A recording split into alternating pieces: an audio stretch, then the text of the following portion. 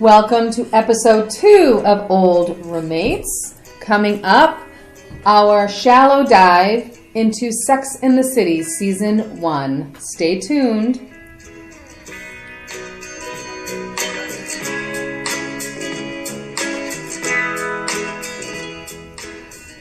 And welcome to Old Roommates, the only podcast that revisits pop culture through a middle-aged lens. I'm Brian Macefield. I am Christina Walsh. Welcome back.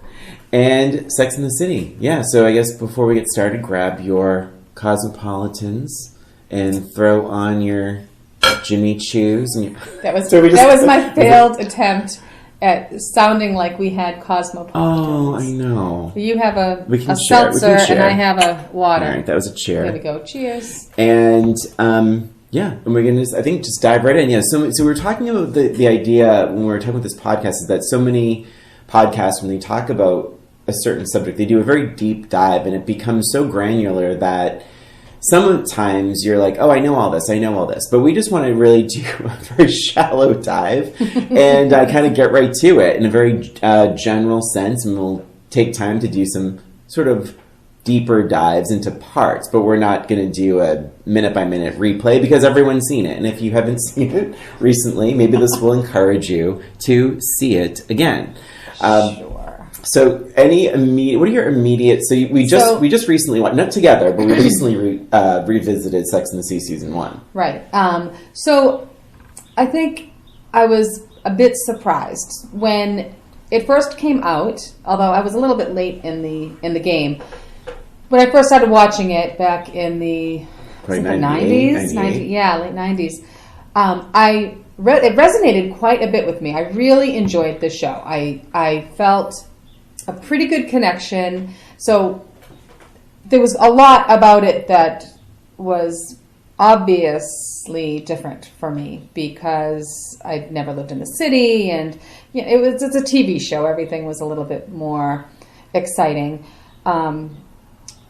But I felt more of a connection to it because we were single and we were dating, and I hate to say I had quite a few dates that were very similar to some of the ones that Carrie and the girls experienced. So I definitely felt there was a connection there. And when we were thinking about going back and revisiting this, I felt like I would still have that same connection because I do feel as though I'm very much the same person, although I am married with child. Mm-hmm. And I was so surprised watching this season at how differently I looked at it. By the way, we have not talked about this. So if anyone's listening to this right now, this is the first time we're talking about this, and I think we're gonna say a lot of the same things it was so eye-opening. It was me. I remember watching this often with you Sunday nights, HBO, mm-hmm. and you would have to wait in the olden days for things to come on once a week. And I remember just getting so excited, by it. And I will say one thing: I think there is something different about watching it. Because I marathoned a lot of these episodes this time around. Sure. This time around, I watched probably 4 in a row, and then a few days I'd watch 4 more in a row. Mm-hmm. And when I watched it when I was younger, the first time, I did remember thinking Carrie was so cool mm-hmm. and fun and funny and effervescent, and I want that energy and how alive she is. And right off the bat, I found her so annoying. Mm-hmm. I know. I felt the same way. And I don't know why. And I felt, honestly, the first thing that grabbed me, and I know that this is a formula that has worked in many, many ways on many, many shows, is that 4 girls, 4 mm-hmm. gal formula, where there's the shy, yes. Sort of naive one, there's the all business one, there's the, promiscuous one. Thank you. I was trying to think of that word. Fun-loving gal. And then the one that kind of holds them all together. Okay? Absolutely. So the most glaring part for me mm-hmm. was I couldn't get past the fact that they were friends. Yeah. And I thought to myself, these people would not be friends in real life. They wouldn't even want a conversation with each other.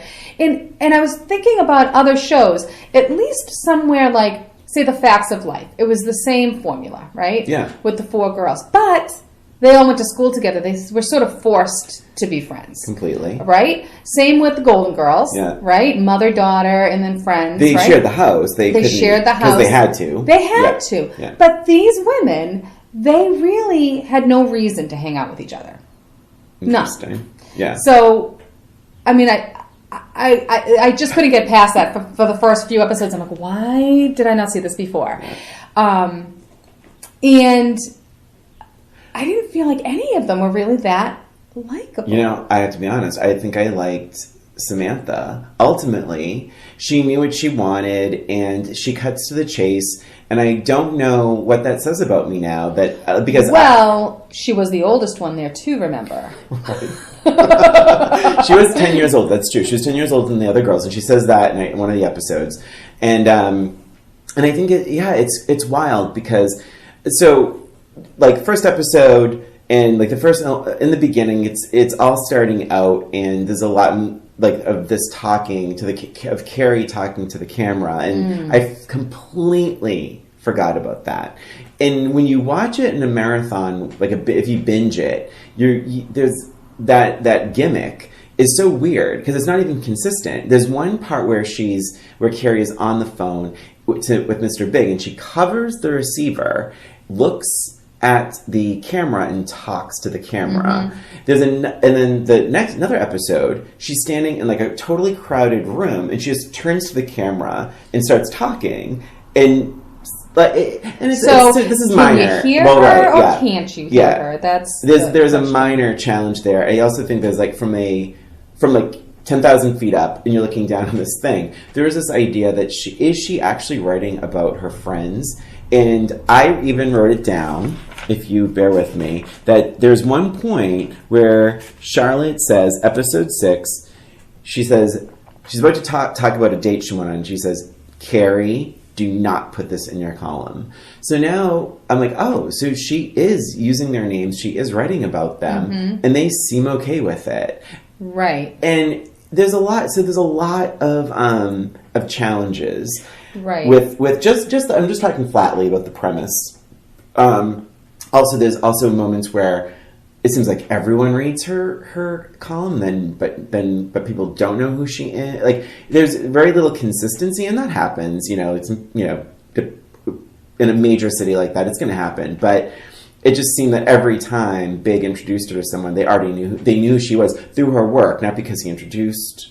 Not through him. But we'll have a whole conversation about Big. That. Yeah. But the other part was, so I did remember that she talked to the camera. Yeah. For the first, but I was thinking it was only for like one episode, and oh my goodness! And you're right about the binging. It's like one after the other, and I kept waiting. I'm like, when is the episode that it stops? Yeah. Because it was distracting. Yeah, I read that it stopped somewhere in season 2, like after the 3rd episode of season 2, and I don't know. I was just waiting and waiting. The other part that was really annoying was, and it did stop a little bit further, maybe halfway through the season 1, was when they were interviewing people.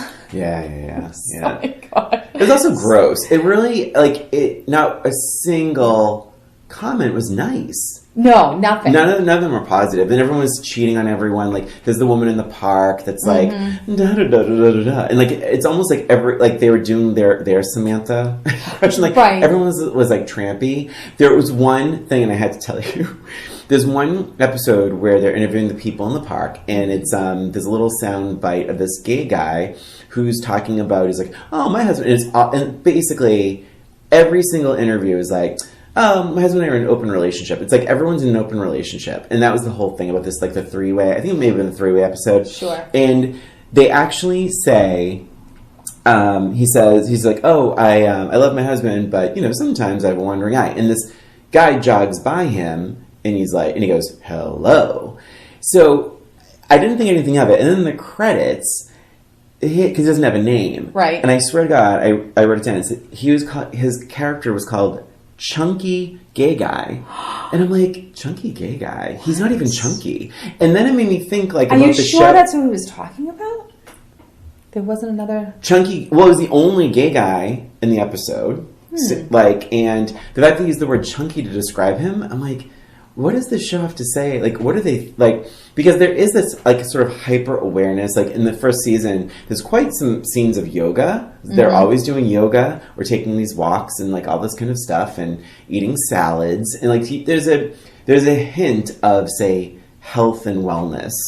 But then when they describe a character, they don't even give him a name. They just call him chunky gay guy. I was like, oh, what is this saying? Because I didn't find it, at least not by today's standards. Maybe were people chunkier in the late 90s? I don't think so. I don't know. And it's interesting that you would think that was a depiction of, like, a healthier lifestyle, because in the flip side of that, they're smoking, they're drinking like fish, they're staying up till God knows how long, and they're having probably unprotected sex. Yeah.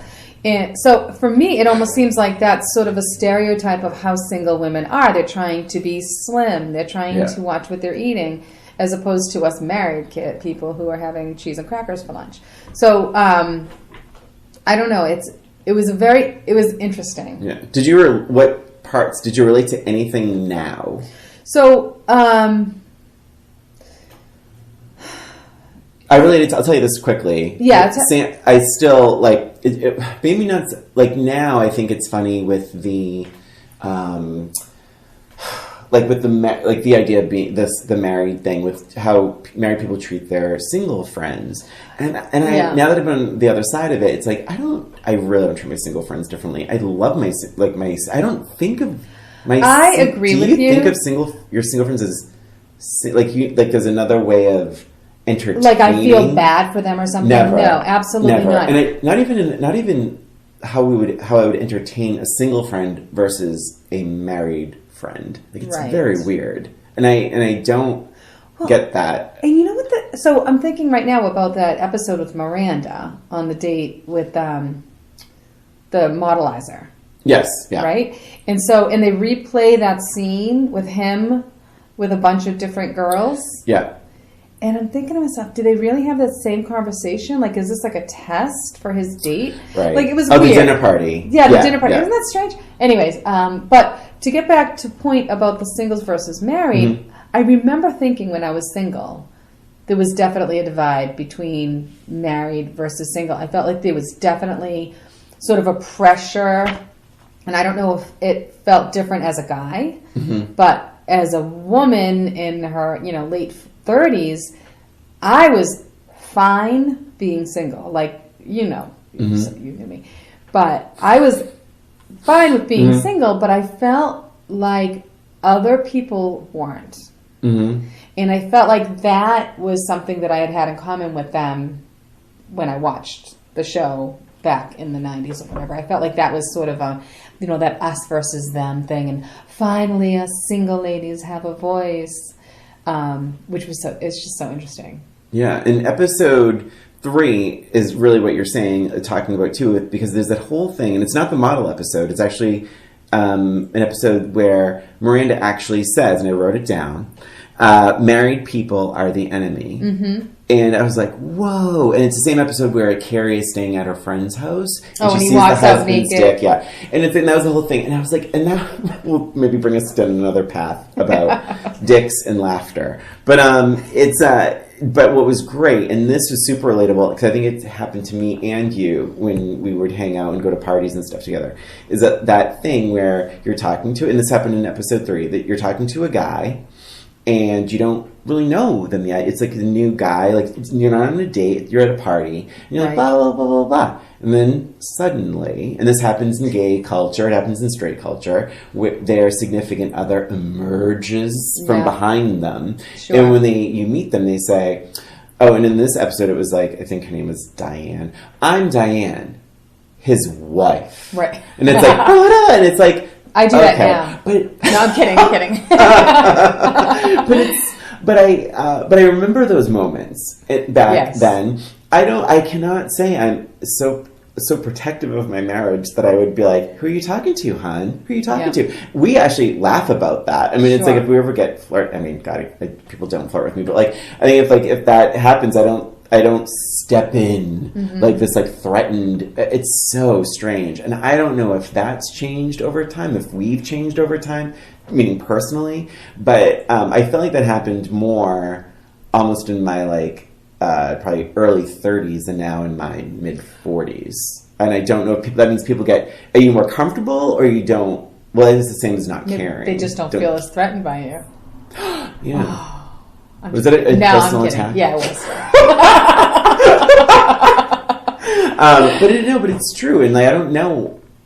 Maybe you're just more relaxed because you're older. Yes. I think that's what, I think you're just more comfortable with yourself and your relationship, I think. I mean, that's how I feel anyway.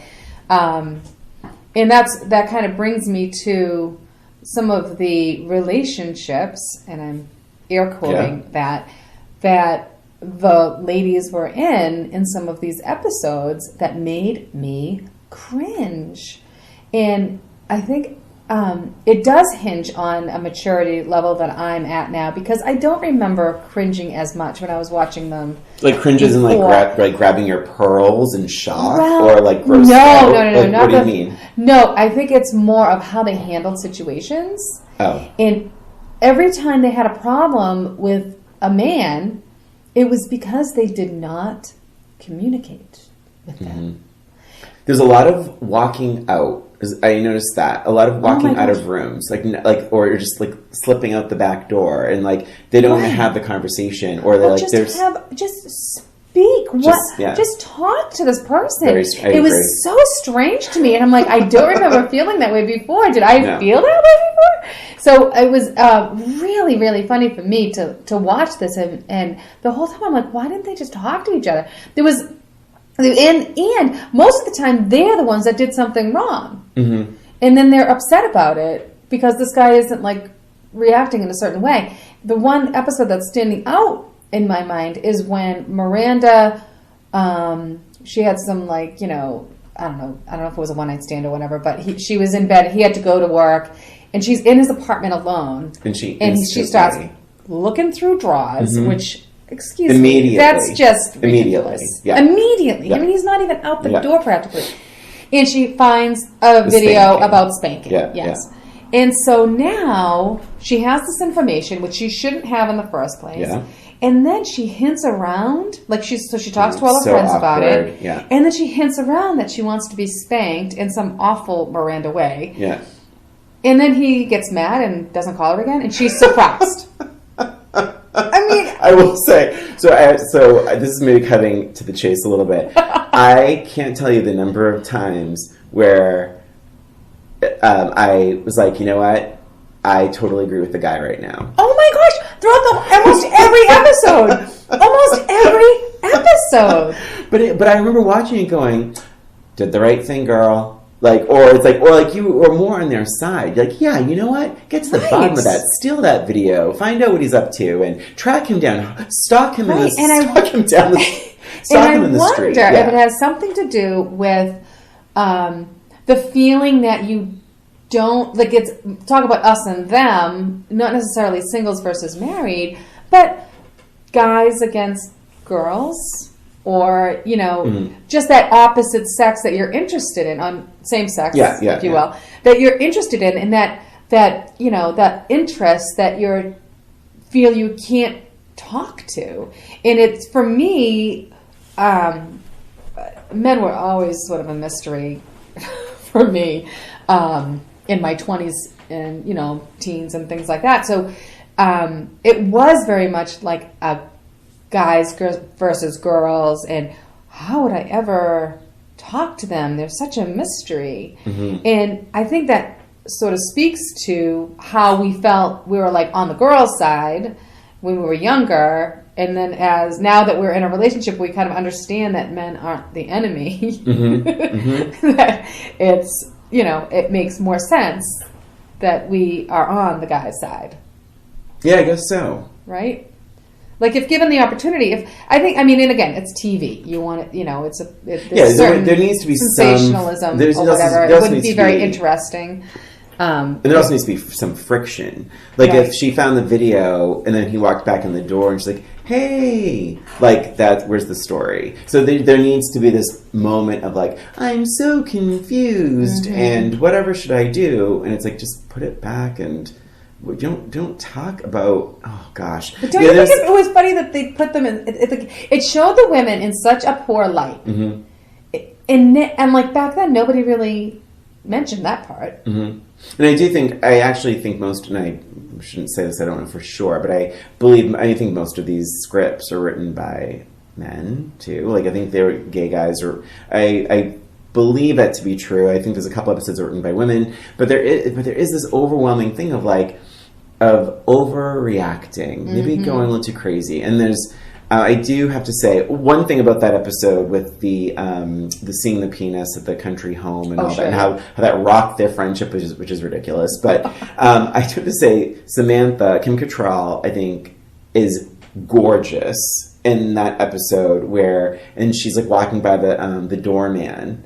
She looks like a movie. I mean, she is a movie star. She looks like a movie star, and it was one of those moments where I'm like, she's supposed to be drunk, but she has never looked more beautiful, and I liked that whole sequence a lot. I liked when they weren't necessarily all four together. I liked when they were in unusual pairings too. I liked when Miranda and Charlotte and Samantha would hang out, because I think Kim Cattrall brought out better elements of Kristen Davis.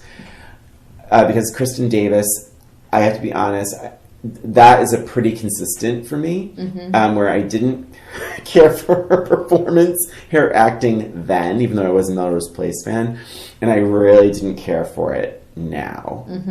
And I often felt like if she wasn't involved at all, it would not really make much of a difference. I think I remember. Like, I feel like I remember talking this like years ago, and I read an article, and someone had made the point that like someone needs to be shocked. You can't have four women or four characters, well, not even women, four characters sitting around a table talking about blowjobs over brunch without one of them clutching their pearls, so to speak. And I think so. Charlotte was always. I'm just picking up my cat.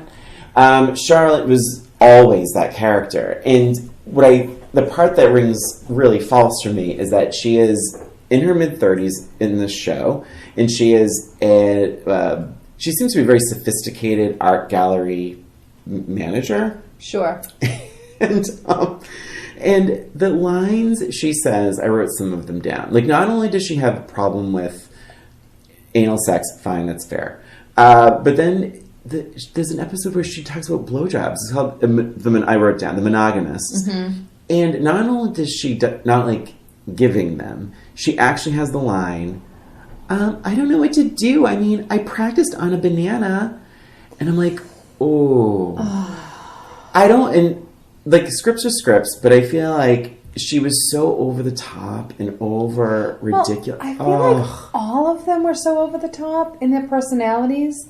But hers was so much more glaring because the rest of them at least had that common bond of at least reality. Yeah.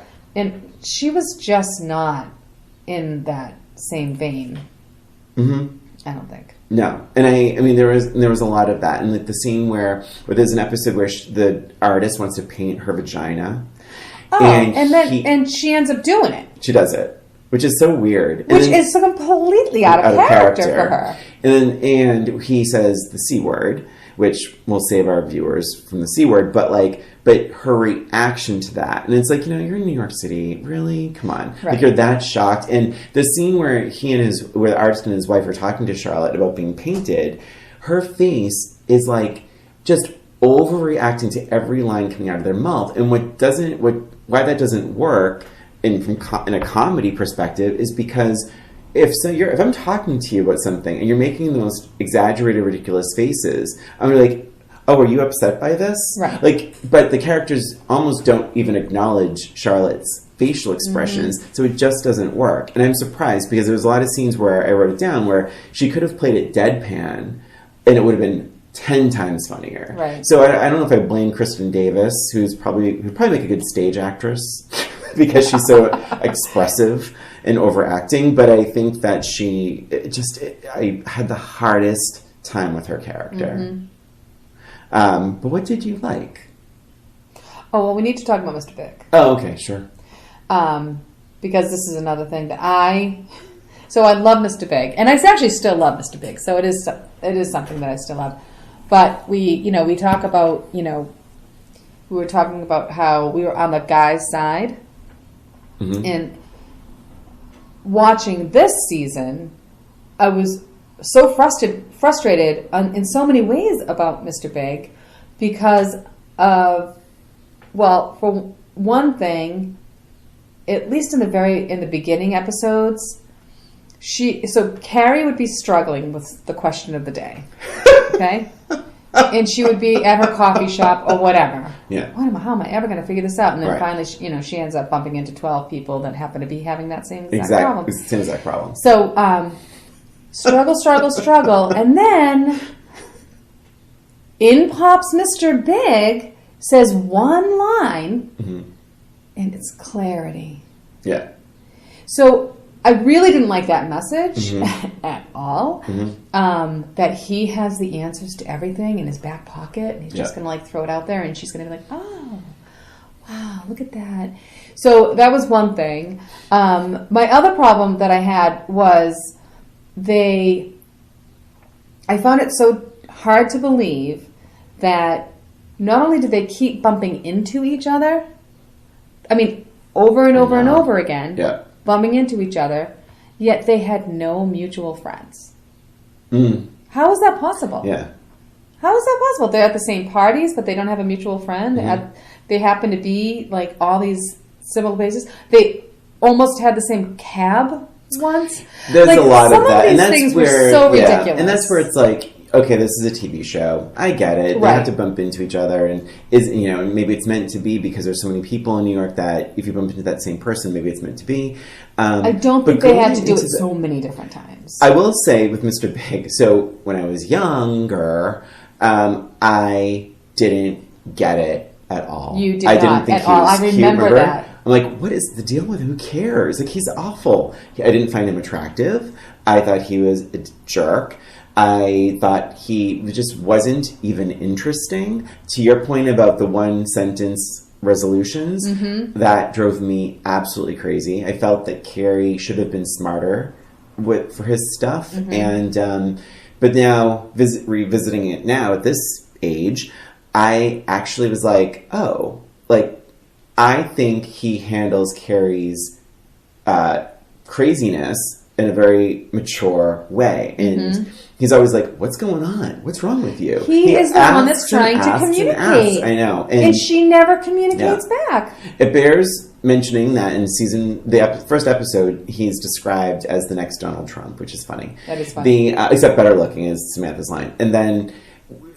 and this is also a pattern I found with the first few episodes of season 1 where there's no girl code. There's no loyalty. If you remember, so you have Carrie who keeps bumping into Mr. Big. But she makes a comment to Samantha that oh yeah, but we've never really connected. Samantha takes that as a cue to go and flirt with him.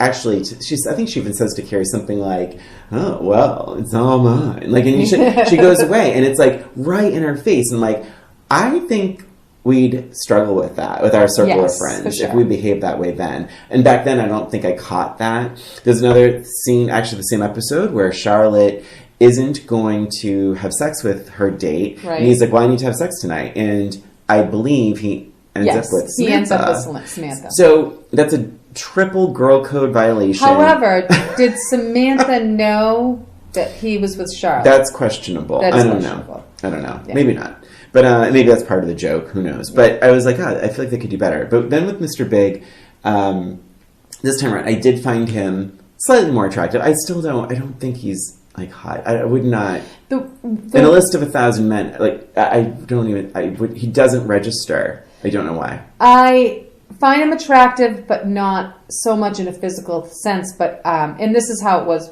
before too. Just his confidence and his, he's just sort of knows who he is, and he does what he wants to do, and that's kind of what I was always attracted to. And even now, like, it hasn't changed that much watching it now, but I did feel his pain when it came to Carrie. Oh my God. There was that one episode, all he wanted to do was watch the game.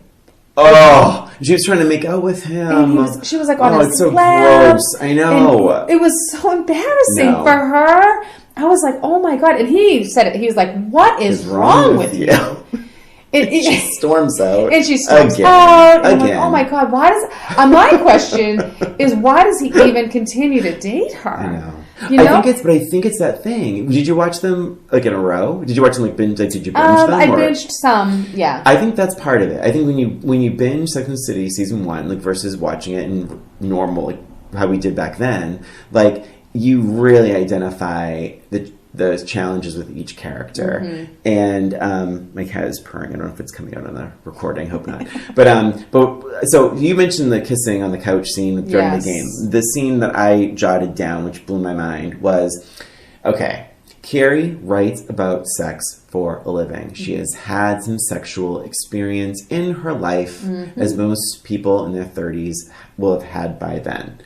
Mr. Big, one could argue, is slightly older than Carrie. It's not. I don't think his age is really revealed. But I would imagine he's 45 in that show, right? Yeah, I would say he's probably 10 years older. 10 years older than Carrie. Okay, so they're at this party, and he walks in, and he's approached instantly by this woman, who's like, "Hey, you still have my..." I'm giving everyone the Samantha voice, and I don't mean to, but it's like, "Hey, you still have my ski goggles or something." Do you remember that? Yes. And Carrie is horrified and disgusted. They turn the corner. Another woman knows Big and kisses him on the lips, but in a friendly peck way. Right. She gets pissed. He bumps into a friend, and he's like, "Oh, hey," and he makes some comment about what he calls her the wrong name. You must be right, Donna right. or something. Yeah. And most people have some old lovers in their lives, and for Carrie to write that much about sex and to have that, I'm sure she has old lovers in her own history. Mm-hmm. And instead of being like, "Oh my God, we'll have to talk about that sometime," and laugh it off or maybe make it an interesting piece for her paper, she instead freaks the F out and storms off out of the party. Mm-hmm. And I just can't with her. And he was just exhausted. I felt his exhaustion. I felt his pain, man. I was like, why would he even call her? So why did we like it then? Why did we like Carrie 20 years ago? I think I liked her because I was in the dating world. And, I had a lot of these different types of situations, and I could relate to some of what they were going through. So I did feel like back then I did like it. I did like it because I was on their side, and I didn't give the guys enough credit. I really didn't. I wasn't looking at it from the guy's point of view. And so, dare I say, they were like the mature ones back then, and now I'm more mature, and I can look at it and look at more of, both sides, as opposed to just the single girl on the town kind of girl. Yeah, because you are kind of set up to, she's the lead, right? She's the lead character. So you are kind of, really set up to follow her on this journey and really kind of support her and cheer her on. But now that you are older, you can really deduce the characters, mm-hmm. and who do you relate to and who do you not like. And it just is unfortunate that it's the lead character, at least in season 1, right, that is kind of not, just not super likable. And it doesn't help when there are so many little scenes that where she is we'll get to that, but screaming and giggling a lot, and then that starts happening in the second half of the season. But I think this is probably a good time to take a little break. Yeah. And we'll be right back with more Sex and the City Shallow Dive. Hey there, it's Brian and Christina. We just wanted to take this break to thank you for listening to Old Roommates, the only podcast that revisits pop culture through a middle-aged lens. Please subscribe to Old Roommates on iTunes, Spotify, and wherever you listen to podcasts. And give us a rating or review while you're there. And if you have any questions, comments, or observations, shoot us an email at oldroommatespod@gmail.com. And follow us on Facebook, Twitter, and Instagram at Old Roommates. Thanks for listening, and now, back to the show.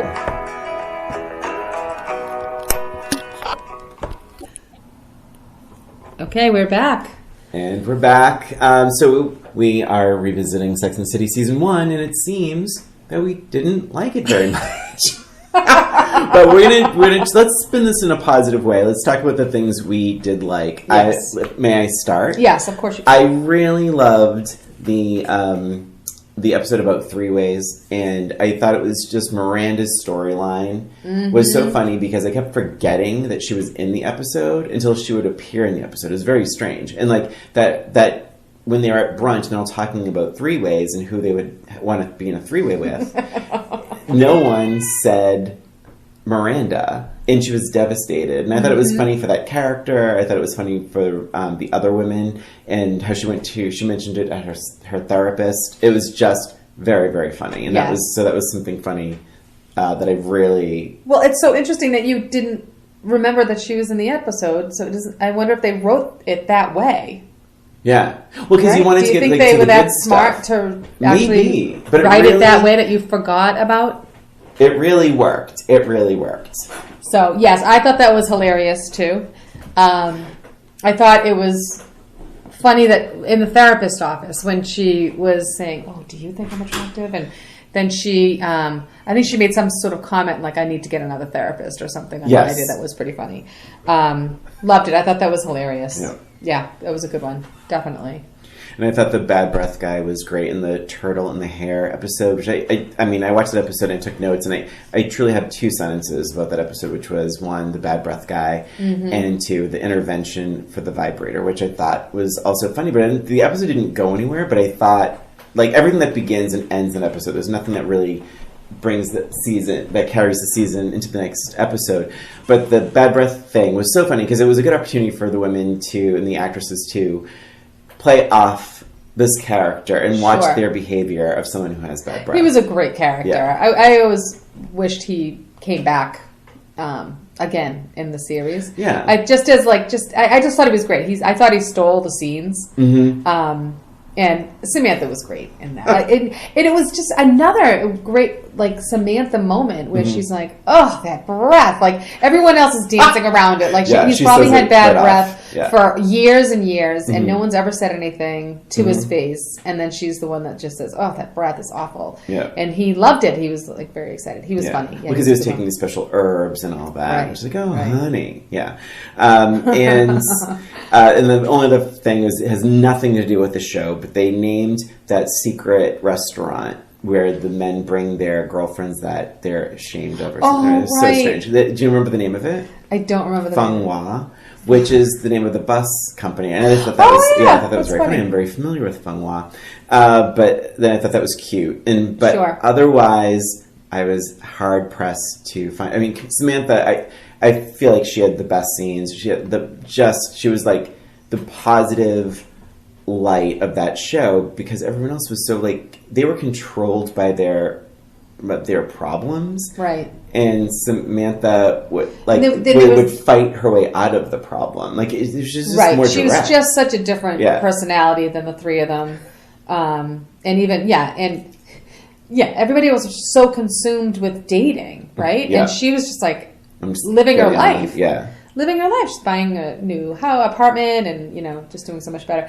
And I will say the one thing that I will say with a positive spin on the show, as opposed to all my negatives, was that I did appreciate the fact that they did speak about subjects that until then, and even now you don't really hear about it much, they were never talked about. They talked about blowjobs and anal sex, Christina, please. and threesomes, and all these subjects that you and I talk about, but you never saw that on television. And I thought it was somewhat realistic in the way that they talked about it too. And one of my favorite lines was the blowjob discussion, and how Samantha loved it, of course, and they just, some loved, some liked, and in and out and whatever. Yeah. And then Charlotte said, they were talking about the reciprocating, and Charlotte said, "Oh well, I don't expect that." And then the other three of them were like, "Oh, well, forget it. If they're not doing it, I'm not doing it." Like, it was just like, that whole thing was funny and pretty realistic, to be honest. But it was great. I thought that was really fun, and I like the fact that they talked about these specific subjects that you wouldn't normally do. They talk about it, so I appreciate it for that. Yeah. Yes, for sure. And one other thing I have to say is that there's an episode 5, where the international party girl, Emilita, I think is her name, and she's like, "You're crazy." Everything is like, "Oh, Carrie, you're crazy." I loved her, and I was like, "Where's her show? I want to watch her show." Like, she actually seems like she's in control of her life. She seems like she's having fun, and she's vivacious, and not like, "Oh, I'm Carrie." It's like, like, it's enough. It's and just why are they friends? Yeah, why? How did that friendship? Well, I think she says it, but I don't remember it. So it was a while ago. It was a while ago.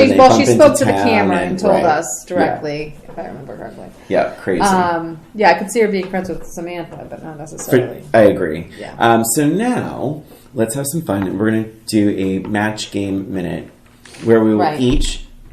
So we did talk about this, the idea of this, which is one of our favorite game shows of all time. Match game, not to be, although we love the pyramid and all that, but match game. So I'm going to ask you a question, and I'm going to try and match what I think you're going to say. Okay. So. And then I'll ask you a question. Yes. Yeah, I hope so. And then, so here's yours. Do I write it down? Write it down. Yeah. Let me have the pen. Okay. All right. So. I'll show it to the reader, to the listeners at home. Show it to everyone. Show it to the viewers at home. So if you had to take a cross-country road trip with one of the 4 Sex and the City female characters, who would you take that road trip with? Okay. I do have to give it a little bit of a thought. I know definitely who I would not. This is the match game music, and I hope it's okay that I don't know what the laws are. Is that really? Humming. Yeah, it's like that. Do you watch the new Alec Baldwin? I think it's different enough that we're not going to get sued. All right, fine. All right, I am going to say... Well, wait. So are you going to write it down? I'm writing it down, yes. Okay, I'm thinking about it. I think I know who you're going to say. And we're talking about now, right? Now. Right now. Like, tomorrow, jump in the car. Who's sitting next to you? Okay. Out of my book. Ding. All right. Christina's in. Wait, I have to show it to you. So I think you would say Samantha. I could tell you that it would not be Charlotte. I definitely would not do Carrie. And it was a close tie between Samantha and Miranda. And my first thought was Samantha. Okay. But then I gave it some more thought. Mm-hmm.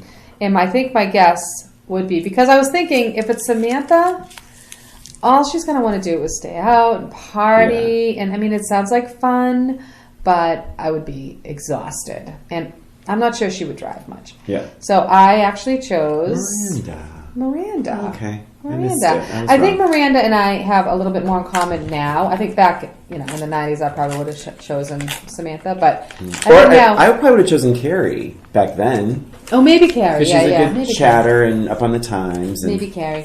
But yeah, Miranda, I think that we could go somewhere and have a great meal and drink lots of wine or whatever. And if we wanted to go out after, we could do that. But I don't think I'm not really a club kind of girl at this point, so I think that Miranda would be the one.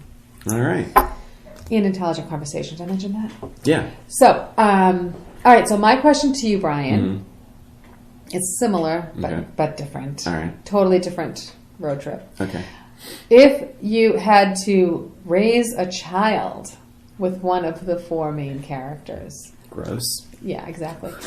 Who would it be? Right. And I'm thinking I know. Okay. I can do any music? Oh.